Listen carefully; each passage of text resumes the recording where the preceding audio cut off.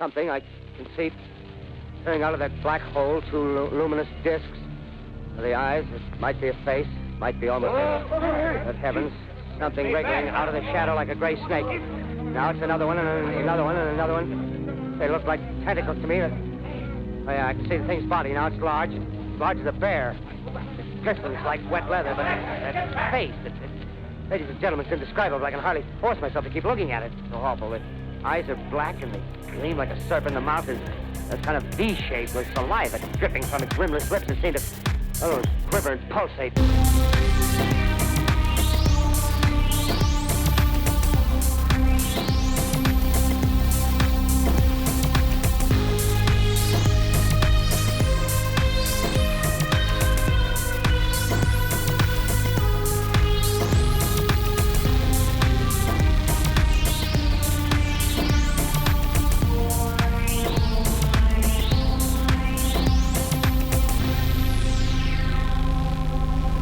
At this stage of the game, all of you, the three of you, are still right next to the pool. Mason has not left yet, but he has kind of suggested that he would prefer you to stay away from the pool until the investigation later in the evening. Yeah, we've been not so subtly encouraged to get the fuck out. To Vamoose, yeah. Pretty much. Meanwhile, that other individual, Brian, is kind of stepping over to one of the corners and at least setting down his large equipment cases. Okay. Does it seem like he is setting up? Like he is doing like a pre-setup? Or is he just like, I just gotta put my shit down? That is precisely what he is doing. He is definitely setting up. You can see that he is unclasping the various clasps on those big, huge equipment boxes. Those ones that kind of like turn and then pop. And they're those like packaged foam kind of insides, and you can see a lot of from your angle you can maybe see a lot of like black camera equipment. Someone gets special setup privileges. Well, someone was officially invited. Someone didn't just invite themselves. Can't be me. That's so weird. We also got the information that the guy we ran into earlier who was buffing the floors was the one who would like who had taken the video, right? Didn't we figured out something along those lines? That information was revealed to you. Okay.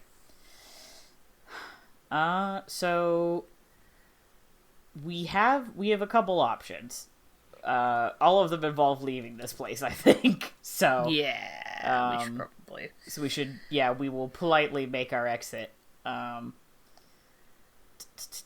We could go try and talk to Jack again. We could go back to the hotel room and kind of make a plan for the night. We could try and find. I think we figured out that one of the hallways, like the hallway that the ghost had been seen, was like one of the ones going towards the pool, so we could try and find the original ghost location. We could dig around the boat. That's what you did last episode. Okay. I wasn't sure if that was the same hallway or not. You had found that location and you matched the footage with where you were standing. Okay. Cool.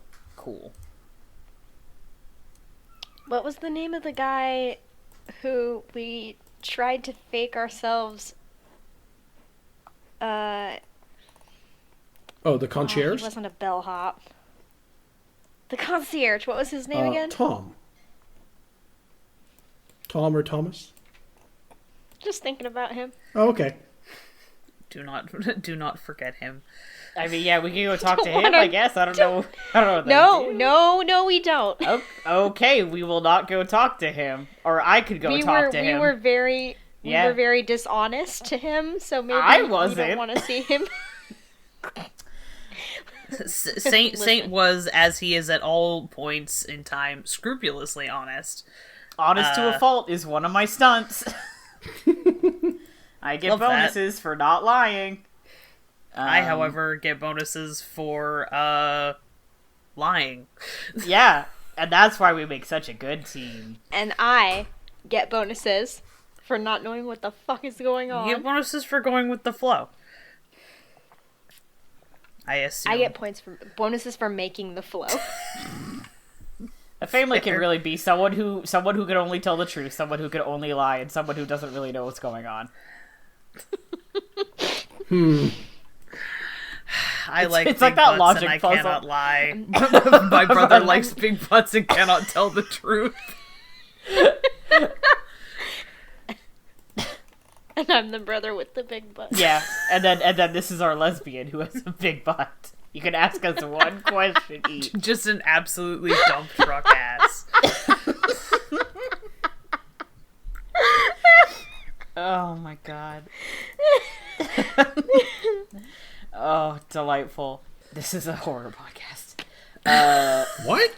That's what it says on paper. Yeah, the horror of our terrible jokes. Sorry, was that not the, Yeah, so we have some options. What do we want? We do have some options. I think at some point before the this soiree pops off, we should have something resembling a plan.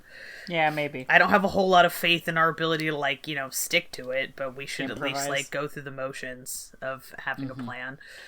I think we should have a plan, but we also, I think, trying to talk to our custodian acquaintance seems like, I bet if we might be able to, you know, bribe or flatter him into giving us more information purely because just based on the demeanor of the people working here that we've met so far, I'm gonna assume that people weren't particularly interested in what he had to say, just in what his cell phone had to offer.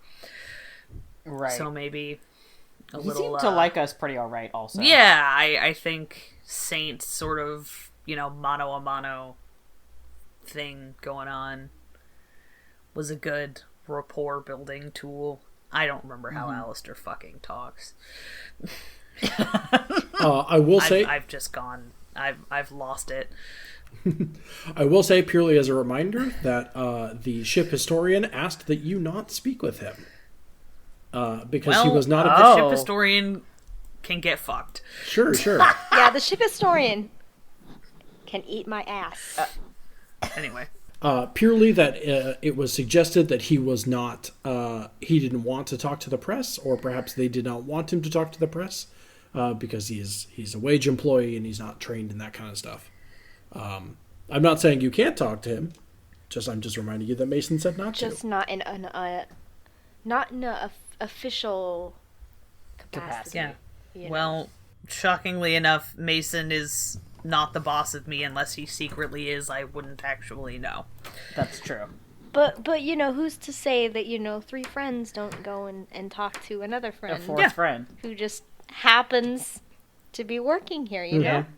He didn't seem like he was like, I really don't want to talk about this. He was like, as I recall, was like, yeah, no, whatever. Especially because, like, we're not members of the press. So, like, I think maybe we should not go out of our way to go try and find him if they are trying to get us to not talk to him, because that's going to make us look bad. But if we happen to run into him, we should try and have a chat with him. That sounds like a good compromise. Yeah. See if he would like to accompany us to, I don't know, the nearest vending machine or something for a candy bar and a chat. Hey, will you sell out your employer for $250? I mean, I certainly Yes. would. I, Ezra, not I, Alistair. I feel like I understand this man, if only because he is a wage employee. So yeah, I feel like, Ezra's feelings on the subject their place of employment are that bird, the weird bird thing that says, I'd sell you to Satan for one corn chip. So, I don't know, maybe this guy likes this job, so... Alistair Graham McAndrews would betray the United States federal government for $1.55. I mean, that's, in my humble opinion, about what it's worth. Would Alistair do it? We don't know. Would Saint do it? Yes. This is why I say it doesn't work for the government. Okay, so This is why none of us are we work going for the back government. to the hotel? That's right. Are we going back to the hotel room, or are we going to try and, like, investigate the boat some more? Were we told to not poke around the boat? That sounds like something we would have been told. We could take the circuitous route. Yeah. Since when, and I'm just going to ask this, for us, since when have we ever actually listened to anyone telling us not to do things? To be fair, I have yet to be told not to do something. Generally, people just say, alright, and then just kind of leave me alone. So, Could I perhaps summarize the entire campaign so far? Sure. Go to the woods. Okay. Yeah. We, in fact, do a lot of what people tell us to do. I get paid to do what people tell me to do for the most part. What? You know what? In our defense, wasn't a person. All right, fair point. All right, Chuckle Clowns. So yes, Mason said, "quote I don't know if you have free range of the ship, but I know they're serving dinner later. I will see you later this evening for the investigation." Okay. Do we know when do we have a time frame of how much time we have to, like, goof around and or investigate? He said sundown, so I'd maybe give it another hour and a half or so. Okay. We all have maps of the ship too, right? We all took something like that. Very specifically, That's how we would Saint do it. and Alistair both have maps. Maybe we should go back and, like, just try and get an idea of, like, where in the ship do we want to visit rather than wandering around and hoping for the best. Sure. Yeah. And then sounds maybe like I can consult my books and see if, like, anything, like, what I experienced is anything that, like, I have run into before. Metatextually, I'm going to guess no. But I know that would be Saint's line of thought, is I wouldn't hate having a moment to flip through my journals to see if there's anything that could be relevant, so. Sound strategy. So yeah, the three of you, I guess it sounds like you are choosing to leave the pool area. Mm-hmm. As you're leaving, Brian is setting up a handful of tripods. You can see him kind of doing the basic, unscrewing of equipment parts and setting them together. Mason, in the meantime, the ship's historian, is kind of talking his ear off about a number of things and keeps pointing to various parts of the pool as you and making other sort of wild gestures as you all leave the pool area. You walk down this long hallway back toward kind of one of the lobbies, and it is there that you see a handful of other people have gathered. Some time has passed since you first arrived at this hotel, and more of tonight's guests have arrived. Cool.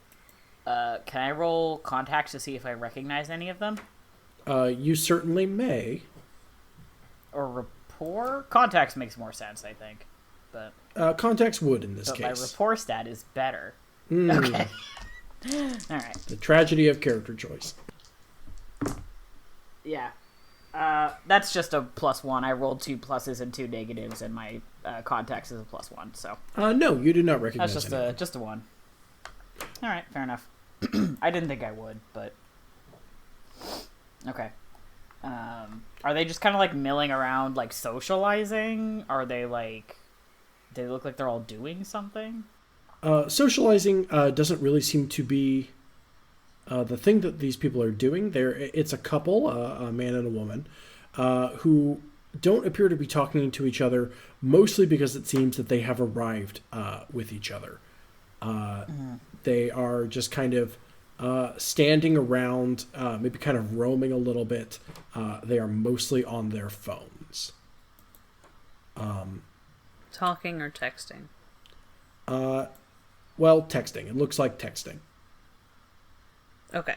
They're not, like, on speakerphone or something. No. There is not an audible phone call or I guess a phone call at all. Additionally, Okay, there is another individual who is wearing a very stark black suit. That person is sitting down and has a tablet. Okay. So there's, like, essentially... Does he look like a government stooge? No, any passing resemblance to Alistair is incidental. Oh. Actually, I turned to Alistair. Because, like, in my mind, I'm like, okay, I see the black suit. Means And he's a a government tablet. agent. And I turn to Alistair and I nod my head in his direction. Like, do you know him? I lean down to Jules and just very... Oh, I forgot I was short. Yeah, Oh, you you're are. so tiny, yeah. And just very dryly say, federal government doesn't pay me enough to afford a suit like that. Fair enough. Is it a nice suit, Ben? It's a pretty nice suit. It's not super fancy, but, it's a nice winter suit.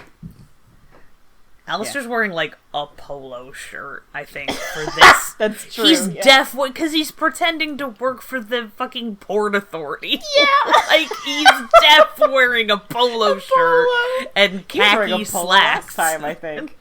The man likes polos. Yeah. And he looks like he manages, like, he looks like he's the manager of a Best Buy or something. Oh, no, I was gonna say he looks like he manages a golf course, but that's meaner. Oh, no. Oh, get his ass. He doesn't look like he goes outside enough to be the manager of a golf course. He's, like, too pale that's for fair. that. Jules kind of looks like she doesn't believe you all the That's way. fair. So to clarify, there's, like, two separate groups of, like, two, like, arriving parties, or they're, like, I think I lost count for a second there. There's a dude in the suit, there's the couple. So yeah, you're in the larger lobby, which is away from the concierge desk that you initially walked by. This is where the elevator banks would take you up to your rooms. But where there are, it's more parlor-like. There is indeed that couple of two people who are on their phones, and then that one individual who is on his tablet and wearing a suit. Okay. But that is all that's in the room so far. I'm going to say that there is maybe, at least one service worker who is kind of quickly bustling through the area. But that's just for movement of the scene. Window dressing. Yeah, they're not actually, we can't select them on the game screen to talk to them. Yeah, right-click, talk. Yeah, exactly. They have one line, like, you Yeah. keep running into NPCs in Dragon Age, and you, like, accidentally click on them, and they say the same thing, and you're just like, oh Yeah. my god, I didn't ask you. I know about fucking fine dwarven crafts. Can I please leave? You have committed crimes against Skyrim and her people. What say you in your defense? And then we get kicked off the boat. Okay. Do we want to talk to any of these fools? I'm assuming we'll talk to all of them later, presumably. I don't know if I want think to they're all bother them. suspicious. Yeah. I don't trust any of them. You and I agree. Especially that dude in the suit. Something about a man in a suit is so suspicious. Can't put my finger on it. It's the specific color of the suit. So yeah, It just screams government agent to me. it's true.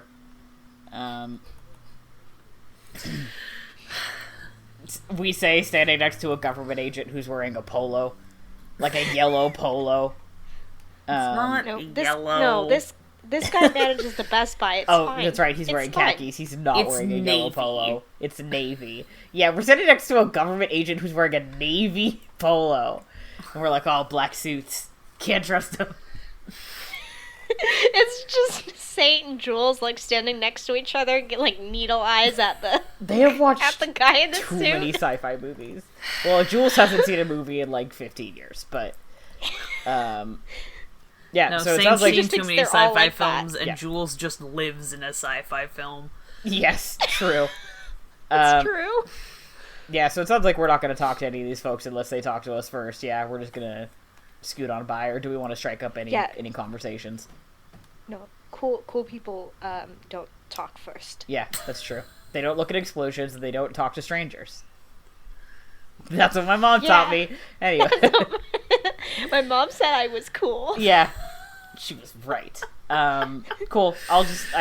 I think we all kind of exchange a quick look, like, we're going to talk to these people? And then we're like, no.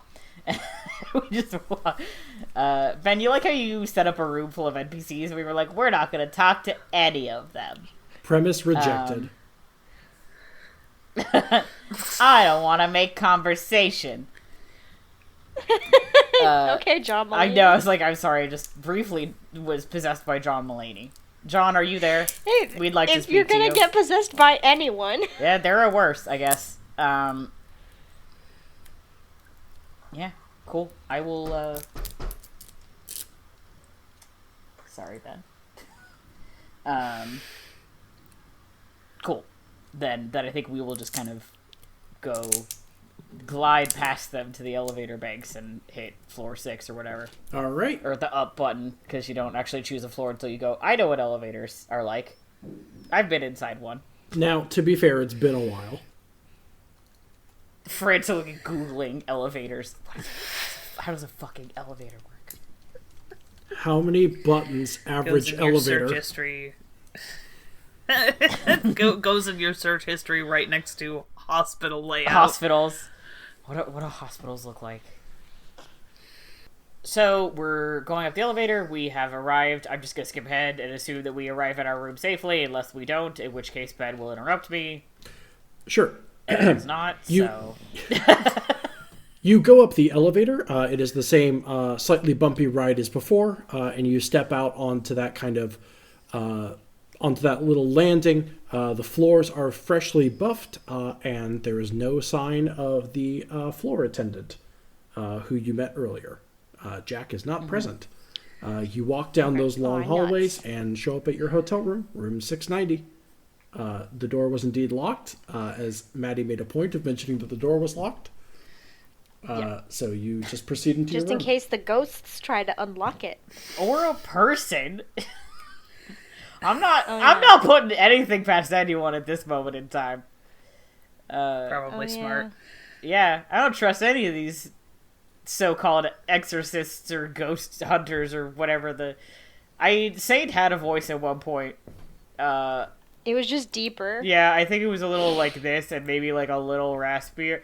Hey, this is the trans man voice.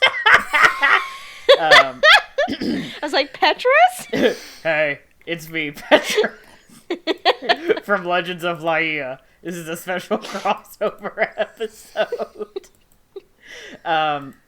He would be so confused. Oh, he would do great. He would have a ball. But I think... Fuck, I don't trust ghost hunters. I'm glad the door's still locked. Let's go inside and try and figure out what our plan here is. Try and figure out maybe what parts of the ship we want to go to as well, because this is a lot of shit to cover. I would like to, I don't know, character sheet. Maybe this would be my, like, lore. I think crafts is, like, motor craft, if I recall correctly. It's not, like, knitting. Is that... No, crafts is specifically, like, maintenance of vehicles, and then drive is, like, driving vehicles, if I recall. Something along those lines. Because that's why my crafts is so high, but my drive is not as good. So I think this would be lore for me to flip through my journals to see if I can find anything relevant to what I experienced. Okay, yeah, go for it. Okay. No, I don't think I have anything else. Not a good one. I'm trying to decide if I want to use one of my fate points to invoke an aspect or use one of my stunts. I don't think I want to use one of my stunts yet. For reference, I rolled a plus and 2 minuses and a neutral. I have a +2 to lore, so I would be at a 1, so I would get, like, nothing. But I feel like it would be really handy to have some extra information here. So that's what I'm... Well, I'm not here to... So to invoke an aspect... Sorry. Well, I'm not here to tell you how to roll. I know. To invoke an aspect would require a fate point, correct? I believe so. Okay. And if I did do that, what would that get me in regards to this roll? Would I be able to roll, like, one of my dice again, or... I believe only stunts require fate points. Was that it? No. No? Wait, I don't think that is so. correct. we've had this conversation. I think stunts just happen. Stunts are just, like, facts. Because, like, my honest to a fault is I get a +2 when telling the truth to get someone to do what I want. The caveat for that, the triggering part of that, rather than me paying a fate point, is I'm telling the truth to get someone to do what I ask. You can spend fate points to invoke an aspect, to declare a story detail, or to activate certain powerful stunts. You can earn fate points by accepting a compel on one of your aspects. Yeah, I think all of my stunts are built so I don't need to spend fate points to use them. And that's why they're not as, like, crazy beefy. But, yeah, but if I wanted to invoke an aspect to do better on this roll, what would that look like? Oh, there we go. You just wrote it. Thank you. You could do this after... Whenever you're making a skill roll and you're in a situation where an aspect might be able to help you, you can spend a fate point to invoke it in order to change the dice result. This allows you to either re-roll the dice or add +2 to your roll, whichever is more helpful. A fun gamble. Typically, +2 is a good choice if you rolled -2 or higher. The bar's on the floor. But sometimes you want to risk a re-roll so that you can get +4, which again, I'll remind you, is a 1.75% chance. Mm-hmm. And has already been accomplished this chapter by you. Yeah. You do this after you've rolled the dice if you aren't happy with your total. You also have to explain or justify how the aspect is helpful in order to get the bonus. Sometimes it'll be self-evident, and sometimes it might require some creative narrating. You can spend more than one fate point on a single roll, gaining another additional reroll, or an additional +2, as long as each point you spend invokes a different aspect. Okay. I had to deploy narrative voice for that, sorry. Yeah, no, you're fine. So if you want a higher lore, you would have to basically find a good reason that maybe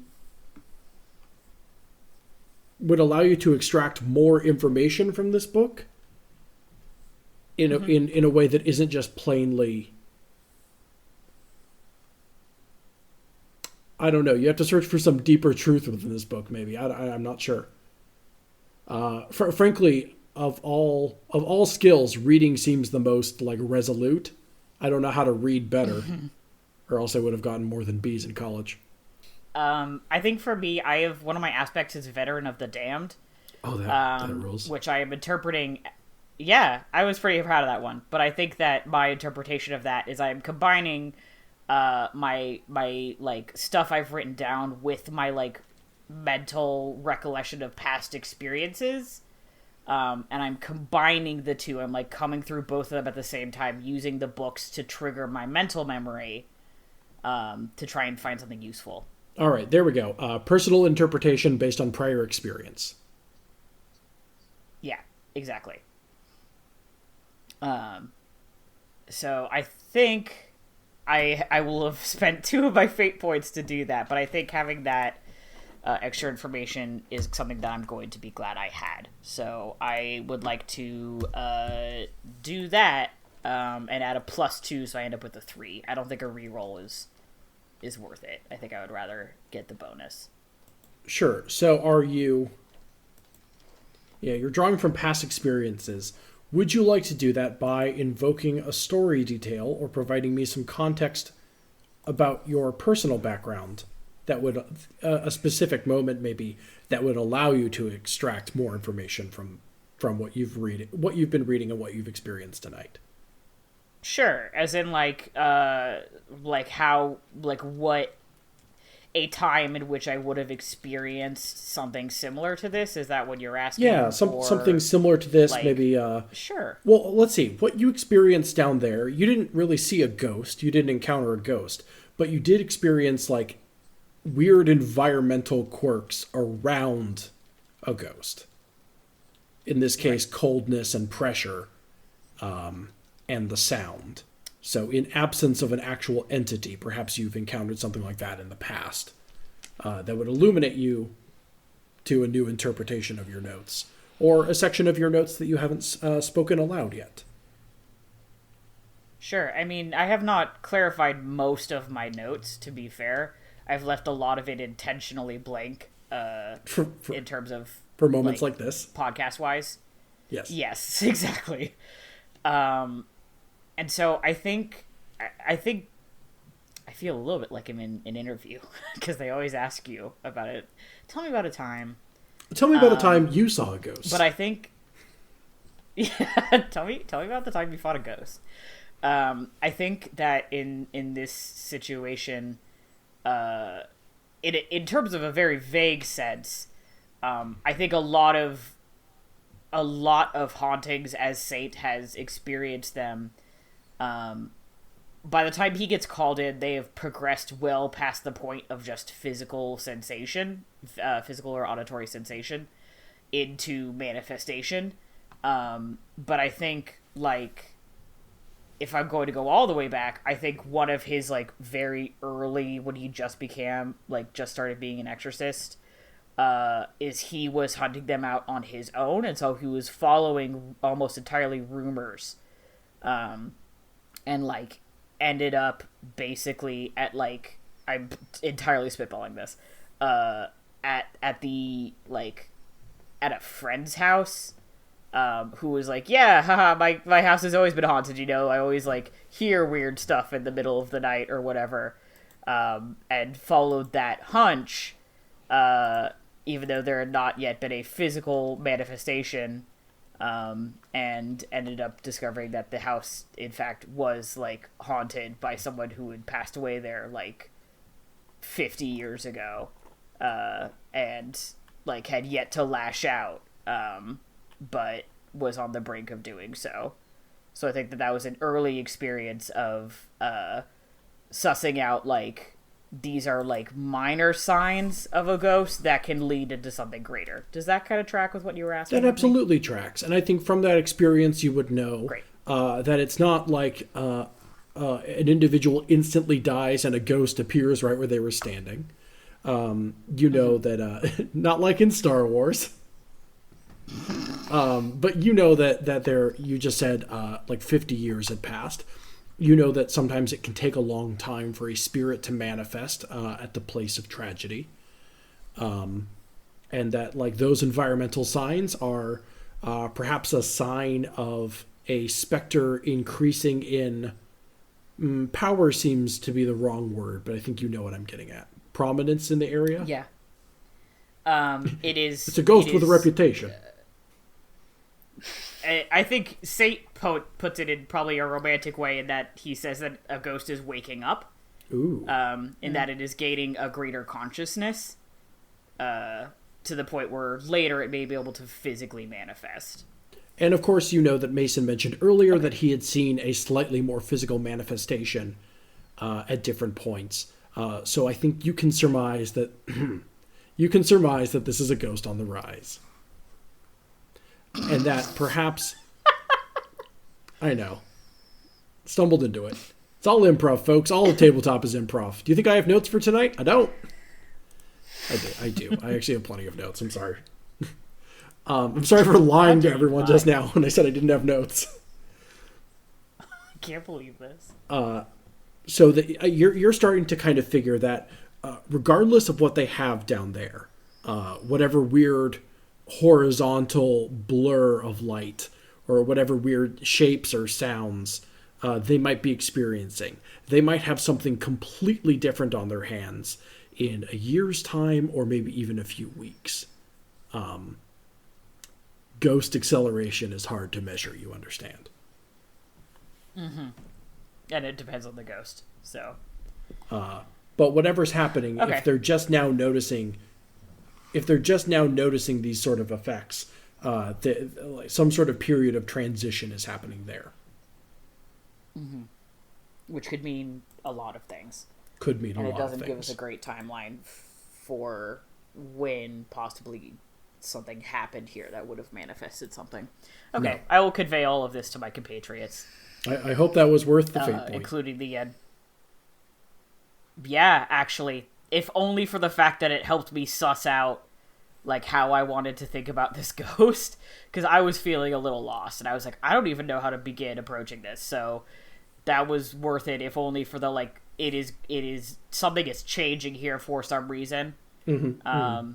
And, like, so yes, that helped me, if only for the fact that it helped me figure stuff out in my brain. But no, that was worth it to me. That's how you play Fate. So, you spend a Fate point, you get an improv prompt. Yeah. Wow, just like Theater 101. Can we get a location from the audience? Fate points, you have to to stop. I can't go back there. Yeah, it's instead of fate points, you have to spend your pride. So I convey all of this new information to my compatriots and kind of like, maybe it might be a bit of a stretch to guess that something happened here that maybe would accelerate this kind of transformation process, to put it in really rough terms. But it is certainly... it is figuring stuff out, whatever this spirit is. It's starting to kind of push at the barriers of what it once was to become something else.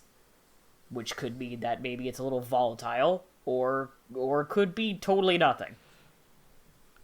I knew I should have kept my gun. You can't...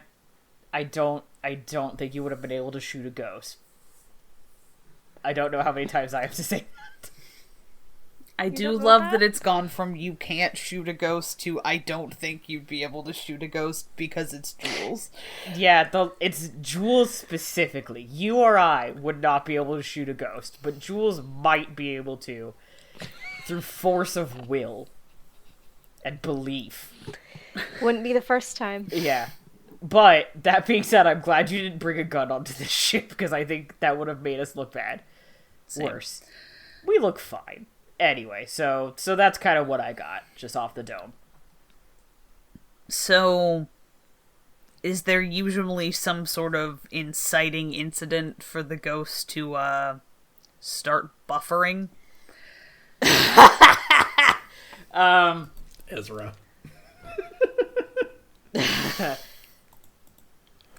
Ben, will you let me make that one up, or do you have an established lore for that? I believe Alistair is asking Saint. Okay, that was me saying, this is a thing Saint would know. Do you want to put information in Saint's brain, or do you want me to make it up? Sure.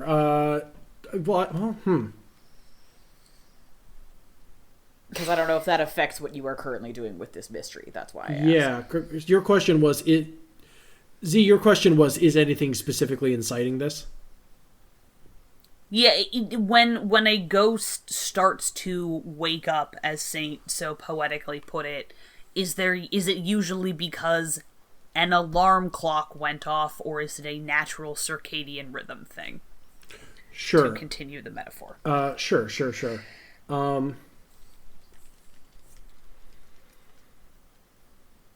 I think I'm going to put some information in Saint's brain. I think that you know the concept, whether or not you believe in any sort of afterlife or any sort of deity, you know that ghosts kind of hinge on the concept of unfinished business.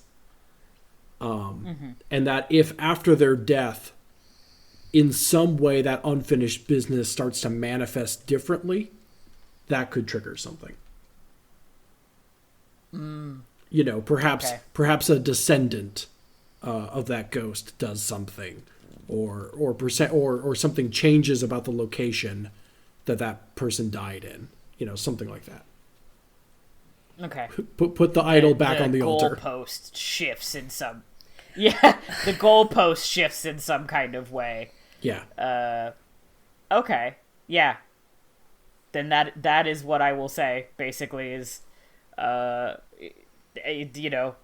lot of reasons, but a key one, and one that probably is what we would be looking for here, is ghosts usually have some kind of unfinished business, and if they are changing, that means it's something else has changed regarding kind of why they're even here. So My bet is it's environmental, just based on the boat, but, you know, it could be a lot of things, I guess. I know that's not super helpful, but until I have a better idea of who the spirit is exactly, I can't say what might have, you know, triggered a change, because I don't know. I don't know what the goal was, so I don't know how the goal could have changed, because I don't have any kind of point on the map. But that gives us an alternative avenue of questioning. Right. We come at it from a different angle. If we can't figure out who it is, we figure out what has changed recently. Right. And we have a different starting place.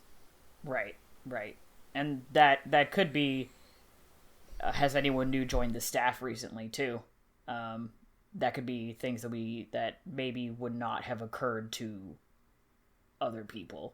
So that's something. What'd you have, Ben? Oh, I guess the most obvious like version of the idea that I was trying to communicate is, you know, the moving of the burial remains. That's like a very common one. No, that is also what I was thinking. Mm-hmm. I'm not saying that's the case here, building, but you know, someone that is a thing, or someone new moves into the house. Yeah. Oh yes, of course, the Amityville thing. Yeah, there is a house built on the bit, you know. Yeah, that's pretty typical. Something happens to what was remaining. Jack Nicholson decides to live in a ski lodge for 3 months. Anything can make a ghost. Yeah. Mm-hmm. The Descendants idea is a very good one, and I that is stuck in my head, and I will get it unstuck from my head. But I love the idea of, like, you know, my unfinished business was to do a thing, and one of my descendants is, like, accidentally getting close to doing the thing. That's just interesting to think about. Anyway, so yeah, I will convey that too. So we should probably figure out some kind of plan for whatever is happening post dinner. Though I guess they sound like they may have something already set up. But we probably want to break away from the group if possible, right? The last time I have to spend pretending to be your sycophantic lackey, the better. No offense. None taken.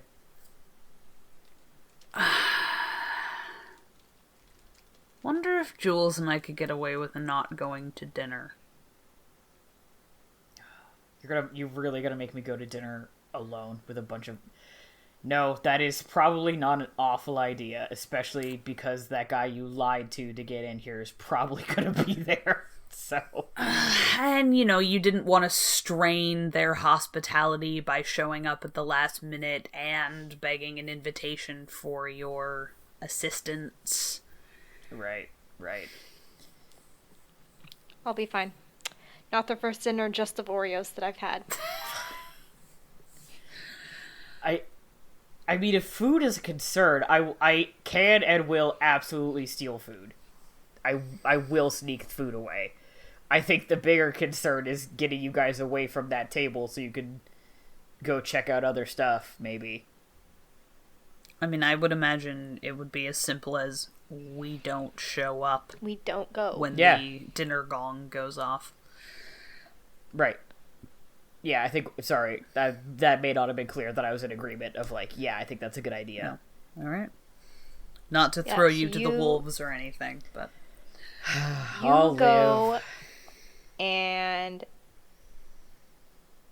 you know, smoosh cheeks with those other ghost hunters or whatever they're doing. Is that what they call it? Is it not called schmoozing? Is it smushing cheeks? I don't know. It's been a while. Okay, fair enough. Yeah, I'll go try. I don't know what the kids are saying these days. Neither do I. I'll try. Saint, if you have to smoosh any actual cheeks in the line of duty, I don't want to know about it. I will. that business would be between me and whoever I smoosh cheeks with. But I don't think that's gonna happen. I have a job to do. Just as long as it's not that person in the suit. That wasn't my plan. This has suddenly turned into Saint's Tinder adventure, and that's not what I'm trying to do here. So you go to dinner and not make out with anyone. And not make... And try and get information. We will go sneak around. Sounds good. On Tinder, like, oh, this person's only about a quarter mile away. I bet they're on this boat. And not make out. Wow. Lots of convenient empty bedrooms. I mean, ghosts who? Not worried about it. Not even worried about it. I'm gonna Friday the 13th it and get haunted while macking on someone. That's the plot of Friday the 13th, right? What was that? I have no idea. It's not. It's sort of the plot of Friday the 13th. The first one, anyway. Yeah, I know. You watched it last night. Getting haunted while macking on people? Yeah. Yeah. That's sort of No, it. Jason hates horny teens. Anyway. That's the plot. Yeah. Which is understandable now that I have that sweet, sweet Friday the 13th lore. I'm like, I get it. I'd be mad too. They're in his swamp. Just, yeah. Jason is Shrek. That's what I've learned. So, great. We have a plan for the night. Yes. Do we have anything else we want to do before we kind of... is there cell service on this boat? Yeah. It's downtown. I'm not asking for Tinder reasons. Maddie, it's downtown LA. Okay, I wasn't sure if we were on like a dock or something that was maybe more like remote. Oh, no. I don't actually know where this boat is in terms of... Wow, my brain shorted out and I thought we were in San Francisco. Yeah, I also thought we were in the Bay Area for some reason, so I don't know anything. No, you are in Long Beach, which is part of a suburb, I guess. Well, not a suburb, still part of the city of Los Angeles. There is cell service. Right. More importantly, we are not in San Francisco. Yes. Like my brain was trying to tell me. True and important, yes. We drove through San Francisco to get here. It's all right. But this also, is all more importantly... fever dream brought on by too many mission burritos. We've all been there. More importantly, we can text each other to keep in contact. Yes. That was the... And by text each other, I mean you two can't split up because Jules doesn't have a phone. So I have to text Alistair. Yes, that is true. Do we have anything else we want to do before we split up? Well, first of all, so we have like an hour probably now until dinner starts. Right. We've been to the hallway where the sighting was. We don't know where friendly neighborhood floor maintenance dude is. Right. But we could try to find him, I guess. Because I feel like having Saint there for that conversation would be ideal, as Saint had the best rapport with the guy. I don't know how we're gonna achieve that, though. It's a pretty big boat. Yeah. Additionally, did Mason say that we could go talk to him later? Did he, like, say, like, I'm the historian, if you have questions, ask me? I feel like I remember that, but I don't know if that's true. I think the implication is that he's making himself available.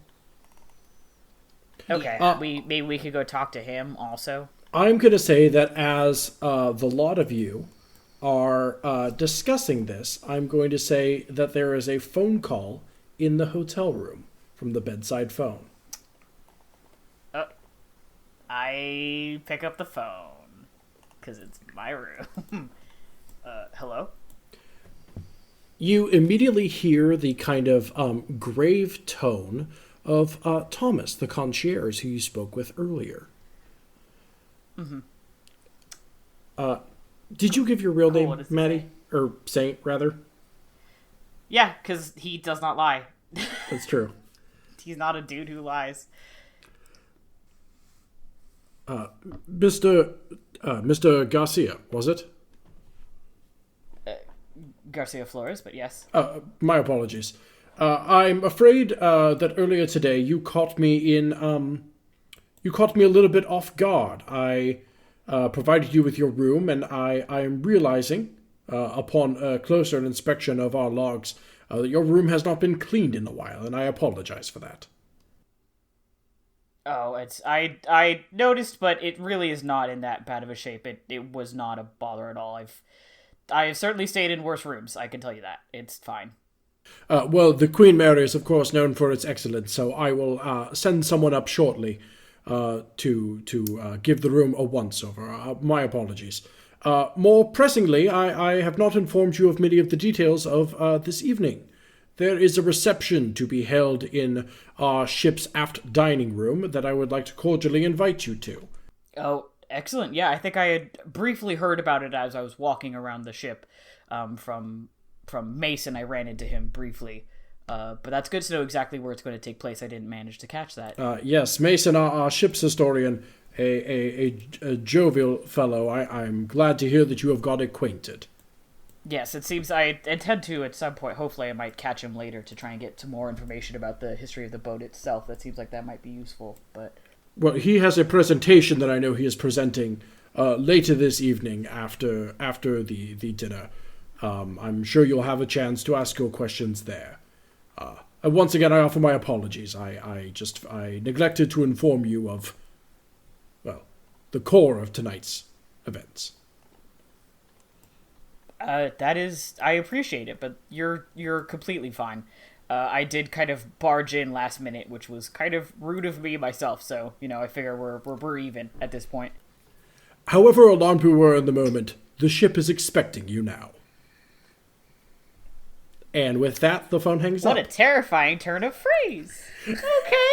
I was going to ask him if there was anything else I needed to know, but instead he decided to say something scary and ominous and hang up on me.